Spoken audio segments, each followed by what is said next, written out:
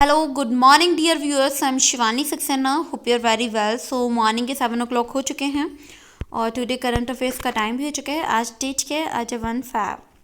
ठीक है, आज 1 Feb है। जो जैन का करंट अफेयर्स है आप उसको रिवीजन कर लेना अच्छे से, और जो फैब को हम लोग स्टार्ट कर रहे हैं उसके नोट्स मेकिंग करते चलना। ठीक है, सो आप यहाँ पे देख पा रहे हैं जो इम्पोर्टेंट करंट है हम उसको यहाँ पे बात करने वाले हैं। तो देखिए, हम यहाँ पे फर्स्ट न्यूज़ की बात करें तो हमें फर्स्ट न्यूज़ में पूछा गया है कि जो राफेल नडाल है उन्होंने अपने टेनिस करियर में कितनी पुरस्कार राशि जीती है। राफेल नडाल ने दूसरी बार ऑस्ट्रेलियन ओपन जीतकर 21वां ग्रैंड स्लैम खिताब अपने नाम किया। 35 वर्षीय ने अब तक 90 सिंगल्स खिताब और 11 डबल्स खिताब जीते।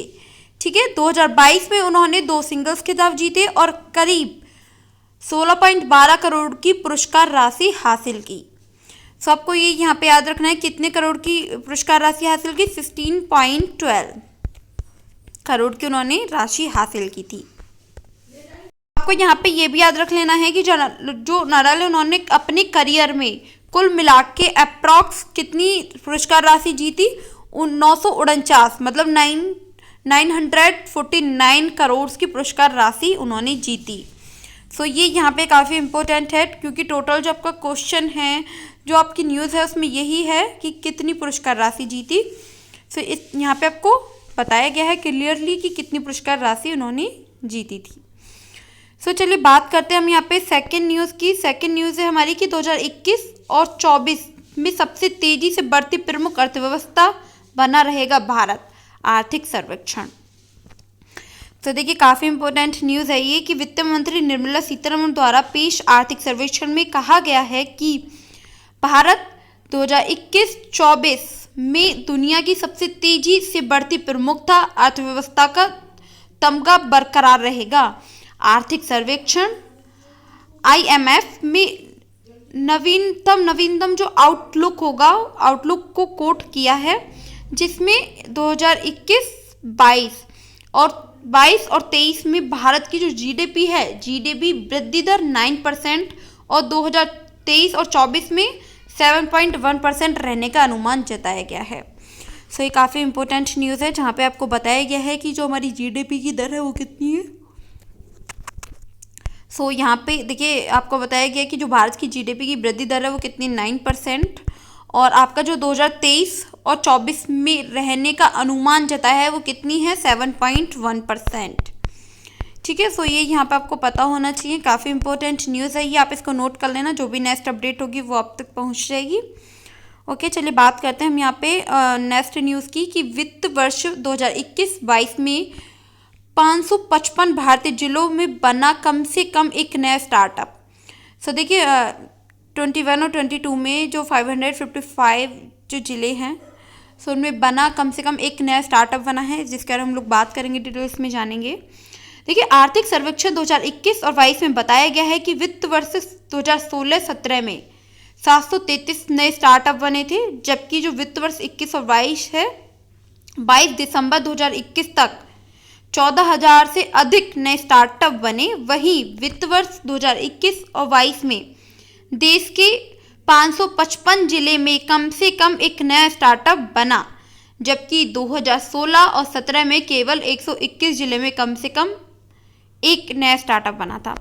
देखिए, काफ़ी गिरोह की बात है, काफ़ी इंपॉर्टेंट न्यूज़ है, काफ़ी अच्छी न्यूज़ है कि यहाँ पे ये बताया गया है कि जो 2021 और 22 में जो वित्त वर्ष है उसमें क्या हुआ था आपका कि 2016 और 17 में 733 नए स्टार्टअप बने थे। और अगर हम बात करें यहाँ पे 2021 और 22 की, तो 21 और 22 में अभी तक मतलब 22 दिसंबर 2021 तक 14,000 से अधिक नए स्टार्टअप बने गए हैं। आप यहाँ पे अंतर देख सकते हैं, डिफरेंट आप देख सकते हैं कि यहाँ पे 14,000 और यहाँ पे 733 नए स्टार्टअप बने। ठीक है, साथ ही में यहाँ पे बात करें कि 2021 और 22 में 555 जिले में कम से कम जो एक नया स्टार्टअप बना है, और जो आपका 2016 और 17 की अगर हम लोग बात करें तो वहाँ पे 121 जिले, 555 और 121 आप लोग देख सकते हैं कि कितना गैप इसमें है। ठीक है, आप इसका अंदाज़ा लगा सकते हैं इस न्यूज़ को देख के कि काफ़ी अच्छी और काफ़ी इम्पोर्टेंट न्यूज़ ये है कि 2016 और 17 में कुल आपका जो बने थे 733 नए स्टार्टअप बने थे, जबकि अगर आपकी बात की जाए तो वहाँ पे 14,000 नए स्टार्टअप बने हैं। साथ ही 555 जिले और 121 जिले में एक नया स्टार्टअप बना, और अगर आपकी बात करें करंटली की, तो 555 जिले में कम से कम एक नया स्टार्टअप बना। ठीक है, तो काफ़ी इंपॉर्टेंट न्यूज़, आप इसको नोट कर लेना, इसके बारे में आपको नॉलेज होना चाहिए। चलिए हम लोग बात करते हैं यहाँ पे नेक्स्ट न्यूज़ की कि क्या है आर्थिक सर्वेक्षण 2021-22 की खास बातें। सो देखिए यहाँ पे बातें क्या हैं कि आर्थिक सर्वेक्षण 2021 और 22 में कहा गया है कि 2020 और 21 में भारतीय जीडीपी में 7.3% की गिरावट के बाद 2021 और 22 में वास्तविक जो जीडीपी की दर है वो 9.2 रह सकती है। वहीं 2022 और 23 में जो जीडीपी की दर है वो 10 माइनस पॉइंट कितनी रह सकती है, अभी मैंने आपको इससे पहले भी बताई थी कि 7 पॉइंट कुछ रहेगी। ठीक है, तो ये यहाँ पे आपको 8.5% रहने का अनुमान लगाया गया है। और जो वकल अधिक जो सर्वेक्षण है इसका मतलब है कि कुल मिला के आर्थिक गतिविधि महामारी से पहले के स्तर से आगे निकल गई है। सो ये भी काफ़ी इम्पोर्टेंट न्यूज़ है। सो देखिए आज का अगर करंट अफेयर आप लोग देखें तो सारी ही इको से रिलेटेड हैं कुछ न्यूज़, लेकिन काफ़ी इम्पोर्टेंट हैं जो आपको पता होनी चाहिए। सो देखिए नॉर्मली तो न्यूज़ आप पता रखते ही हैं, लेकिन जो ये काफ़ी महत्वपूर्ण हैं आपके एग्ज़ाम के पॉइंट ऑफ व्यू से। सो आप इसको याद रखिएगा, यहाँ पे नोट भी कर लीजिएगा। चलिए बात करते हैं हम यहाँ पे नेक्स्ट न्यूज़ के बारे में कि 80 वर्षीय सर्जियो मैट्टारेल्ला जो दूसरे कार्यकाल के लिए इटली के राष्ट्रपति चुने गए। तो इटली के राष्ट्रपति जो सर्जियो मैट्टारेल्ला हैं कि शनिवार को दूसरे कार्यकाल के लिए फिर से चुने गए। हालांकि पूर्व न्यायाधीश की कई बार उन्हें दूसरे कार्यकाल के लिए सेवा देने से इनकार कर किया गया था। जो सर्जियो उनके लिए कार्यकाल के लिए बुधवार या गुरुवार को शपथ ले सकते हैं। जीत के लिए 505 प्लस वोट हासिल करनी थे, लेकिन जो मैट्टारेल्ला हैं उनकी जो वोट हासिल किए हैं, उन्होंने कितनी वोट हासिल किए हैं, 759 वोट उन्होंने हासिल किए हैं, 757। लेकिन यहाँ पे कितनी हासिल करनी थी, 505 वोट करनी थी। ठीक है, लेकिन उन्होंने हासिल कितनी की, उन्होंने 759 वोट हासिल की। सो उनकी जो वोट है काफ़ी प्लस में है, तो इसीलिए उन्हें दूसरे कार्यकाल का मौका दिया गया है। वो दूसरे कार्यकाल के लिए फिर से चुने गए हैं। सो ये आपको यहाँ पे न्यूज़ काफ़ी अच्छे से पता होनी चाहिए। चलिए बात करते हैं यहाँ पे नेक्स्ट न्यूज़ की। जो टीवी एक्ट्रेस तेजस्वी प्रकाश ने प्रतीक सहजपाल को हरा के जीता बिग बॉस 15 का खिताब। देखिए हम यहाँ पे बात करेंगे, यहाँ पे जो एक्ट्रेस हैं मॉडल तेजस्वी प्रकाश को सोमवार को उन्होंने क्या किया है, टीवी रियलिटी शो में बिग बॉस 15 का खिताब विजेता घोषित किया गया है, जिन्होंने बिग बॉस ट्रॉफी के साथ 40 लाख का पुरस्कार भी जीता है। प्रतीक सहजपाल और करण कुंद्रा क्रम से पहले और दूसरे रनर अप रहे हैं, और एक्ट्रेस जो शमिता शेट्टी हैं और फिनाले में जगह नहीं बना सकी। शीर्ष तीनों प्रतिभागियों ने घर के अंदर 121 दिन बिताए। सो देखिए काफ़ी इंपॉर्टेंट न्यूज़ है कि जो एक्ट्रेस हैं तेजस्वी, उन्होंने 15वां खिताब जीता है बिग बॉस में। उन्होंने बिग बॉस की ट्रॉफी के साथ साथ उन्होंने 40 लाख का पुरस्कार भी जीता है। उन्होंने किसको हराया है, प्रतीक सहजपाल को हरा के उन्होंने ये खिताब जीता है। सो इसके बारे में आपको पता होना चाहिए। चलिए बात करते हैं यहाँ पे टुडे इम्पोर्टेंट क्वेश्चंस के बारे में। देखिए तेलानीपुरम अंतर्राष्ट्रीय पक्षी अभयारण्य, तो देखिए जो तेलिनापुरम जो इंटरनेशनल बर्ड है सेंचुरी किस राज्य में स्थित है, तो इसका आंसर होगा आंध्र प्रदेश में ये स्थित है। ठीक है, काफ़ी इंपॉर्टेंट क्वेश्चन है कि ये कहाँ पे स्थित है, तेलानीपुरम जो अंतर्राष्ट्रीय पक्षी है वो कहाँ पे स्थित है, इसका आंसर होगा आंध्र प्रदेश। सो देखिए हम यहाँ पे बात करें यहाँ पे कि तेलानीपुरम जो अंतर्राष्ट्रीय पक्षी अभयारण्य तो आंध्र प्रदेश के श्रीकुलन जिले में स्थित है। ये हाल ही में इस पक्षी अभयारण्य के जो प्राइवेसी स्पॉट विल्ड पेलिकन की ये सामूहिक मौत हुई। जो सरकारी आंकड़े के मुताबिक हर साल साइबेरिया, रूस, मलेशिया और हंगरी, सिंगापुर, जर्मनी के विदेशी पक्षियों में करीब 113 प्रजाति प्रजनन के लिए इन क्षेत्रों में आती हैं। और इस साल आसपास की जो जलाशय हैं जलाशयों में शिकार करने वाले 100 से अधिक पक्षियों की मौत हो गई है। सो देखिए काफ़ी इंपॉर्टेंट न्यूज़ है कि ये जो तिलानीपुरम अंतर्राष्ट्रीय पक्षी है ये कहाँ का है, किस राज्य में स्थित है, ये आंध्र प्रदेश में है। साथ ही जो श्रीकाकुलम जो ज़िले है उसमें ये स्थित है। और इस पक्षी की क्या हुई है, इस पक्षी की सामूहिक मौत हुई है। साथ ही आपको ये भी पता होना चाहिए कि जो हर साल साइबेरिया जो रूस है, मलेशिया है, हंगरी, सिंगापुर है, तो विदेशी पक्षियों की करीब 113 प्रजाति इन क्षेत्रों में आती हैं। और जो आसपास के जलाशय होते हैं उनमें शिकार करने वाले 100 से अधिक जो पक्षी होते हैं उनकी मौत हो गई है। इसके बारे में आपको नॉलेज होना चाहिए। चलिए बात करते हैं यहाँ पे सेकंड क्वेश्चन की कि हाल ही में खबरों में रहे न्यूकोव की पहचान सबसे पहले किस प्रजाति में हुई थी? तो इसका आंसर होगा चमगादड़। ठीक है, चमगादड़ के बारे में हम लोग बात करेंगे इसको कि जो न्यूकोव का मतलब होता है न्यूरोमीशिया है। ये जो चमगादड़ की प्रजाति है जो वायरस से संक्रमित हो गई है। ये वायरस अगर बात करी जाए तो कोरोना वायरस से जुड़ा हुआ है।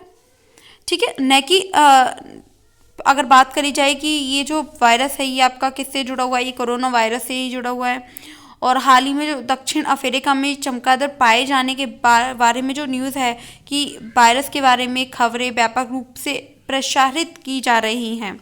हालांकि जो विश्व स्वास्थ्य संगठन ने कहा कि क्या न्यूकोव जो कोरोना वायरस मनुष्य के लिए खतरा बन गया है, इसके लिए अभी और अध्ययन की आवश्यकता है। देखिए ये न्यूज़ है कि जो न्यूकोव है, न्यूकोव की पहचान किस प्रजाति ने की, जो चमगादड़ होता है, चमगादड़ जिसको हम काइट बोलते हैं इंग्लिश में। ठीक है, ये जो चमगादड़ है तो इसका यही है कि चमगादड़ की ये जो न्यूरोमीशिया है ये चमगादड़ की एक प्रजाति है जो वायरस से संक्रमित हो गई है। और दक्षिण अफ्रीका में इन चमगादड़ों में पाए जाने वाले जो वायरस है उसकी खबरें आ रही हैं। हालांकि जो विश्व स्वास्थ्य संगठन है उन्होंने कहा है कि मनुष्य के लिए खतरा तो बन गया है ये, लेकिन अभी इसके बारे में और अध्ययन करने की आवश्यकता है। देखिए ये न्यूज़ आप तक पहुंच चुकी है कि ये न्यूकोव क्या है, कैसे मनुष्य के लिए खतरा है, कैसे एक वायरस बन चुका है। साथ ही इसके बारे में और अध्ययन करने की आवश्यकता है, ये बिल्कुल सही है। और जो भी नेक्स्ट अपडेट होगी, क्योंकि अभी इसके ऊपर अध्ययन किया जाएगा तो नेक्स्ट अपडेट ज़रूर आएगी, तो जो भी नेक्स्ट अपडेट होगी वो मैं आप तक लेके आ जाऊँगी। चलिए बात करते हैं कि जो पंडित हैं जसराज किस क्षेत्र से जुड़े हैं? तो ये स्वर संगीत से ही जुड़े हैं। देखिए पंडित जो जसराज हैं 1930-2020 जो मेवाती घराने के संबंधित एक भारतीय शास्त्रीय गायक थे। हाल ही में प्रधानमंत्री नरेंद्र मोदी जी की अध्यक्षता में पंडित सहराज सांस्कृतिक फाउंडेशन का शुभारंभ किया गया। यह राष्ट्रीय विरासत, कला और संस्कृति की रक्षा और बढ़ावा देने के लिए उद्देश्य से स्थापित एक गैर लाभकारी संगठन है। इस फाउंडेशन का उद्देश्य पंडित सहराज की विकसित को आगे ले जाना है। ठीक है, इसके बारे में आपको पूरी नॉलेज होनी चाहिए कि ये है क्या। जो पंडित सहराज हैं वो किस क्षेत्र से जुड़े हुए हैं? तो ये गायक थे, स्वर संगीत से जुड़े हुए हैं। साथ ही 1930 और 1920 में जो ये एक मेवाती घराने से बिलोंग करते हैं। देखिए आपको इतना पता चल गया होगा कि ये जो हमारे नरेंद्र मोदी जी हैं, प्रधानमंत्री जो पीएम नरेंद्र मोदी जी हैं, मोदी जी की जो अध्यक्षता है पंडित सहराज जो फाउंडेशन का शुभारंभ किया गया है और ये गैर लाभकारी संगठन है। इसके बारे में आपको काफ़ी अच्छे से, और जो इसका उद्देश्य है पंडित सहराज विरासत के लिए एक आगे तक ले जाना है इसका उद्देश्य। इसके बारे में काफ़ी न्यूज़ अच्छी है और काफ़ी इम्पोर्टेंट क्वेश्चन है ये, जिसके बारे में आपको पता होना चाहिए। तो चलिए ये तो आपका कंप्लीट हो चुका है। अब हम लोग बात करते हैं यहाँ पे नेक्स्ट क्वेश्चन के बारे में। देखिए जो नेक्स्ट क्वेश्चन है ये इसमें पूछा गया है कि विश्व की सबसे बड़ी प्रवाल वृत्ति प्रणाली ग्रेट बैरियर रीफ किस देश में स्थित है? तो इसका आंसर होगा ऑस्ट्रेलिया। तो ये कहाँ स्थित है? ऑस्ट्रेलिया में ये स्थित है। ठीक है, ये ऑस्ट्रेलिया में स्थित है। चलिए बात करते हैं हम यहाँ पे इसको डिटेल्स में जानने की। देखिए ग्रेट जो बैरियर रीफ है इसमें ऑस्ट्रेलिया में स्थित एक दुनिया की सबसे बड़ी प्रवाल भित्ति प्रणाली है। ऑस्ट्रेलिया जो प्रधानमंत्री है मॉरिसन ने हाल ही में ग्रेट बैरियर रीफ की सुरक्षा के लिए 1 बिलियन ऑस्ट्रेलियाई डॉलर 703 मिलियन अमेरिकी डॉलर की घोषणा की है। ग्लोबल वार्मिंग से ये रीफ खतरे में है और जीवाश्म ईंधन का समर्थन करने के लिए सरकार की अक्सर आलोचना की जाती है। सो देखिए, ये जो न्यूज़ है कि आपकी ग्रेट बैरियर रीफ से रिलेट करती है। साथ ही जो एक ये वित्तीय प्रणाली है, सबसे बड़ी प्रभाव वित्तीय प्रणाली ये है। और जो ऑस्ट्रेलिया के प्रधानमंत्री हैं मॉरिसन ने इसके लिए इसकी सुरक्षा के लिए 1 बिलियन ऑस्ट्रेलियाई डॉलर मतलब मीन्स की 703 मिलियन अमेरिकी डॉलर की घोषणा की है। जो ग्लोबल वार्मिंग यह एक रीफ खतरे में है। सो इसके बारे में आपको नॉलेज होनी चाहिए। सो चलिए बात करते हैं हम यहाँ पे नेक्स्ट और सबसे लास्ट क्वेश्चन की। कौन सा देश ऊर्जा सुरक्षा यूरोपीय संघ के साथ सहयोग करने के लिए सहमत हुआ है? तो इसका आंसर होगा अमेरिका। देखिए, अगर हम इस क्वेश्चन को डिटेल्स में जाने तो हमें पता चलेगा कि अमेरिकी राष्ट्रपति जो ब्राइडेन में उनकी यूरोपीय संघ समकक्ष जो उर्सुला वॉन डेर लेयन हैं ने यूरोप की ऊर्जा सुरक्षा की गारंटी पर सहयोग करने के लिए प्रतिबद्धता जाहिर की है। रूस द्वारा यूक्रेन की सीमा पर सैनिकों को तैनात करने से उत्पन्न हुए जो गतिरोध के बीच उन्होंने एक संयुक्त सहयोग बयान जारी किया है। यूरोपीय संघ अपनी लगभग 1/3 गैस आपूर्ति के लिए रूस पर निर्भर है। सो देखिए, काफ़ी न्यूज़ है, ये काफ़ी इम्पोर्टेंट न्यूज़ है। देखिए, यहाँ पे पूछा गया है कि जो कौन सा देश है जो ऊर्जा सुरक्षा के लिए सहयोग करने के लिए सहमत हुआ है, तो इसका आंसर होगा अमेरिका। इसमें हुआ क्या है कि जो अमेरिका के राष्ट्रपति हैं ब्राइडेन, तो उनकी जो यूरोपीय संघ है उसके लिए इन्होंने यूरोप की सुरक्षा के लिए गारंटी सहयोग करने के लिए प्रतिबद्धता जाहिर की है। यूरोपीय संघ अपनी लगभग 1/3 गैस आपूर्ति के लिए रूस पे निर्भर है, ये भी आपको पता होना चाहिए यहाँ पे। सो आप इस क्वेश्चन को नोट कर लेना, जो भी नेक्स्ट अपडेट होगी वो आप तक पहुँच जाएगी। और हाँ, मैं फिर से ये रिपीट करती हूँ कि जैन कंप्लीट हो चुका है, तो आप इसका जैन का सारा जो भी 1 मंथ का करंट अफेयर है वो आपको ग्रुप में प्रोवाइड करा दिया गया है। आप उसको अच्छे से रीड कर लेना, उसका रिवीजन कर लेना, जो रह गया उसको नोट कर लेना। और आज 1/5 है, 1/5 से स्टार्ट कर लेना अपना आज का करंट अफेयर नोट करना, ठीक है। विद नोट्स आप इसको पढ़िए, कोई दिक्कत नहीं है। कोई प्रॉब्लम आ रही हो तो आप उसको कमेंट बॉक्स में क्लियर कर सकते हैं।